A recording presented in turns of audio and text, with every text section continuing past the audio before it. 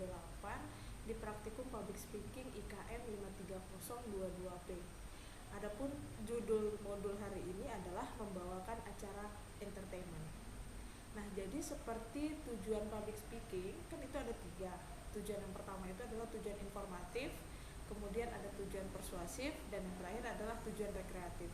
Nah, membawakan acara entertainment ini merupakan tujuan dari yang ketiga, yaitu tujuan rekreatif. Nah, sama artinya tidak seperti tujuan informatif dan tujuan persuasif, di mana seorang pembawa acara atau seorang public speaker adalah ingin memberikan informasi kepada audiens ataupun ingin membujuk audiensnya. Di tujuan yang ketiga ini, di tujuan rekreatif ini adalah seorang pembawa acara ini pure hanya ingin menghibur audiensnya.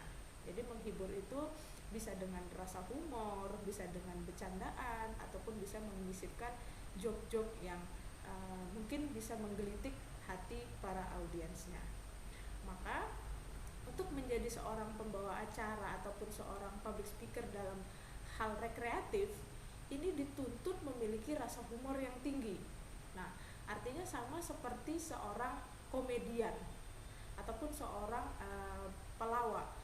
Kalau misalnya mereka tidak bisa menghibur, artinya mereka tidak bisa membuat penonton tertawa. Nah, ini biasanya adalah satu hal yang dianggap gagal.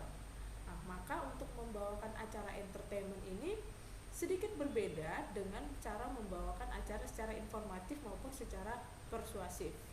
Nah, jadi kita dituntut memiliki rasa humor yang tinggi, kemudian kita dituntut memiliki pembendaharaan yang banyak, sehingga kita bisa menyisipkan joke-joke ini ketika kita melakukan public speaking. Maka itu, kreativitas pada spontanitas berbicara menjadi prasyarat seorang public speaker sukses membawakan sebuah acara. Nah, memang tidak mudah, seperti yang saya katakan tadi, seorang komedian pun itu bukan hal yang mudah bisa menghibur ataupun membuat hal yang lucu di depan audiensnya. Jadi memang tidak mudah menjadi seorang pembawa acara yang segar dan menarik, tapi juga tidak mungkin untuk tidak bisa dilatih. Artinya di dalam public speaking, maupun itu public speaking informatif, persuasif ataupun rekreatif. Nah, seorang pembawa acara itu pasti bisa membawakan acara jika latihan. Intinya di dalam public speaking ini adalah latihan, ya kan? Jadi dengan memikat publik, mencari perhatian audiens, sehingga audiens ini bisa merasa terhibur karena kita membangunnya dengan joke-joke yang kita sampaikan. Maka keterampilan menjadi seorang pembawa acara yang mampu menghibur audiens atau keterampilan menjadi seorang pembawa acara rekreatif perlu dibiasakan pada public speaking dengan gaya bahasa yang rileks. Nah, biasanya gaya bahasanya itu santai, responsif. Jadi dia tidak terlalu formal seperti informatif ataupun secara persuasif. Nah, dia biasanya akan menggunakan bahasa-bahasa yang sehari-hari kita pakai, ya kan? Jadi tidak terlalu formal. Gaya bahasanya pun rileks, sehingga ini bisa menjadi ide untuk menghidupkan suasana. Nah, jadi faktor yang paling penting menjadi seorang pembawa acara entertainment ini adalah pilihan bahasa. Nah, artinya kita bebas menggunakan bahasa apa saja, mau formal maupun informal, ataupun kita bisa menyisipkan bahasa-bahasa daerah mungkin, tergantung kepada kreativitas kita sebagai seorang pembicara. Nah, dalam membawakan acara entertainment, ini kan artinya kita membawakan acara itu kan sedikit lebih santai. Nah, otomatis outfit yang kita gunakan itu pasti akan lebih santai, karena temanya pasti lebih casual, ya kan, bukan tema yang secara formal. Dan bahasa yang digunakan tidak terlalu baku ataupun tidak menggunakan bahasa-bahasa yang berat. Nah, jadi dia bisa menggunakan bahasa-bahasa yang mungkin sedang tren ataupun terkini.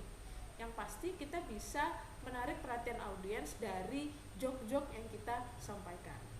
Namun yang paling utama diwajib untuk dilakukan adalah melakukan improvisasi. Nah, jadi mungkin kita dapat nih satu temanya, atau kita dapat nih satu cerita yang mau kita sampaikan. Nah, ketika kita melakukan public speaking di depan atau kita melakukan pembicaraan di depan, kita improvisasi. Nah, mungkin dengan apa? Kita kaitkan dengan tren-tren terkini misalnya. Nah, jadi orang-orang kan yang mengikuti tren kan akan merasa segar, rasanya mereka seperti up to date nih yang dibicarakan.